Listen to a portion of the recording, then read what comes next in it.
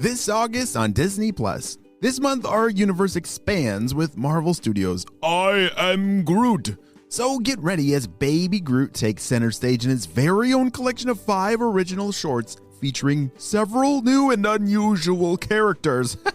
And then go on vacation with Lego Star Wars Summer Vacation, in which Finn, looking for a much-needed break from stormtroopers and TIE fighters, arranges a surprise vacation for his friends aboard the ultra-luxurious Galactic Star Cruise.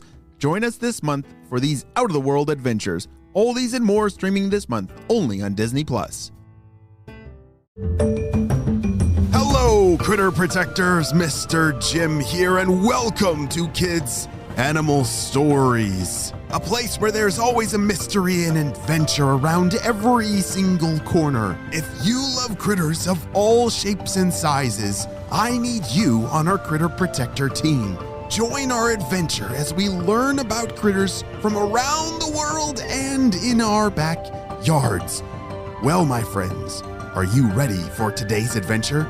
Me too, let's go!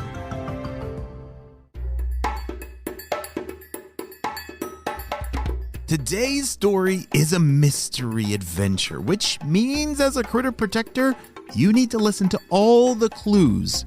I'm not going to tell you what critter this story is about, and it's going to be up to you to solve this mystery. Douglas enjoyed playing with his brothers, all 100 of them. Holy smokes! They must have a big dinner table. Sometimes he wished he had at least one sister, but then again, his favorite game was coral tag though. He loved swimming as fast as he could through the coral reef. "You can't catch me!" Douglas shouted as he swam fast over and under the maze of plants, rocks, coral, and anemones. "You better go faster!" his brother Arthur shouted as he caught up to Douglas. "Ah, man, you caught me!" Douglas was tagged and decided to take a little break. Aside from swimming and playing with his brothers, he liked daydreaming and staring out into the open ocean. I just wish I could swim out there. Even though his parents didn't like him getting too close to the edge of the coral, he sure loved thinking about what it could be like out there.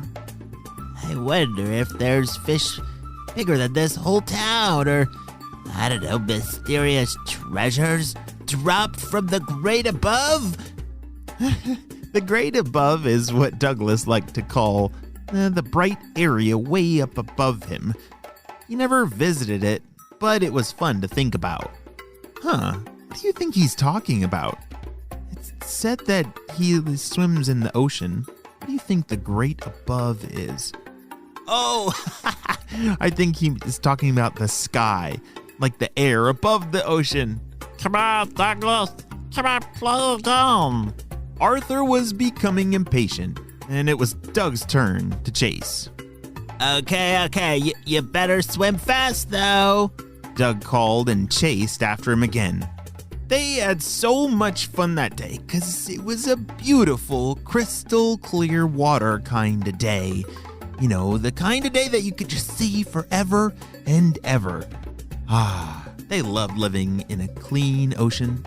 After a bit more chasing and resting, the boys' dad called that it was time to come in for dinner. "Dinner time!" he shouted. Dinner was quite the production. You see, all the little fish lined up and took turns swimming, eating, and brushing from side to side in their homes. When they finally finished, it was then time for bed. What about your dinners? What are some rhythms and patterns that you might do around dinner time? Maybe somebody sets the table, and maybe somebody fills all the cups up with water, or sets the silverware out. Yeah, it's kind of nice to have patterns at meal times. Wow, today was a pretty good day, Douglas said. Douglas was really happy to have such a safe home to keep him safe and protected from predators that he'd always heard about. He liked to think of his home as like a super secret spy shield. It had a very special way of keeping all of him and his bright colors and bright fins safe and sound. Well, after a good night's sleep and the hour-long process to eat breakfast as a family, whoa, that's a long time, Douglas headed out again for a fun day of playing and exploring again. But something crazy was going to happen today that he did not see coming. Today, Douglas decided to head out with Tom, Nate, and Jake.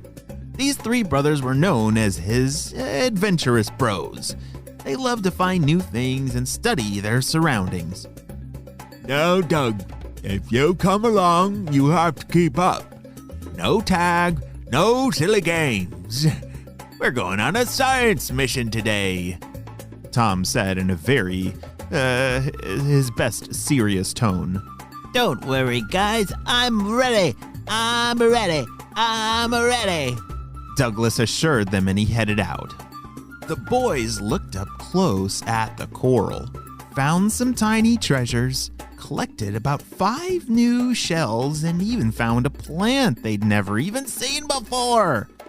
Hey, Tom, Nate, Jake, do you have any idea if the same things we found here can be found way out in the open ocean or in the great above?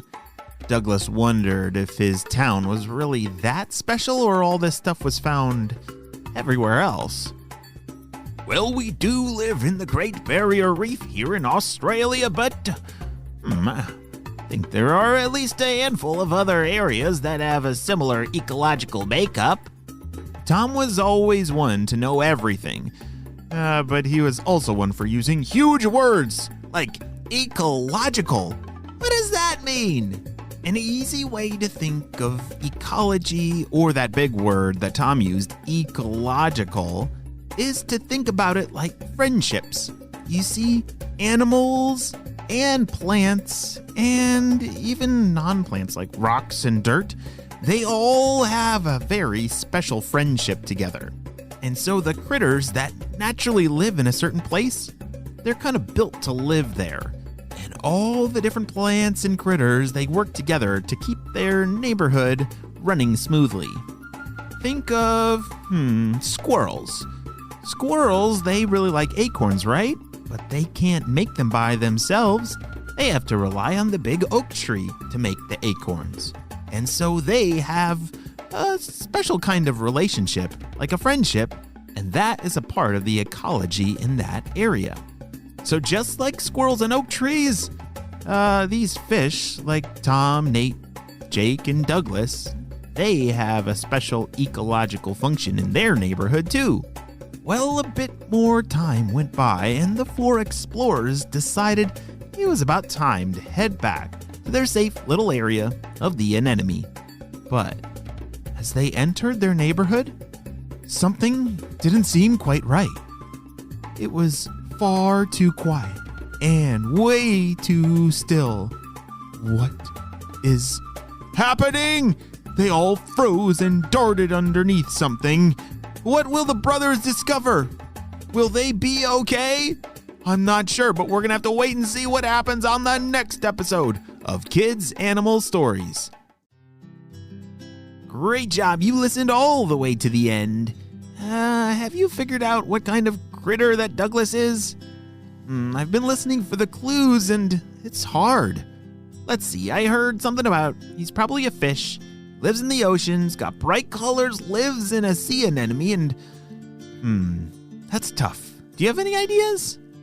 I'm not quite sure yet, but I think we're gonna have to wait and see what happens on the next episode. I will see you later, Critter Protectors. Bye!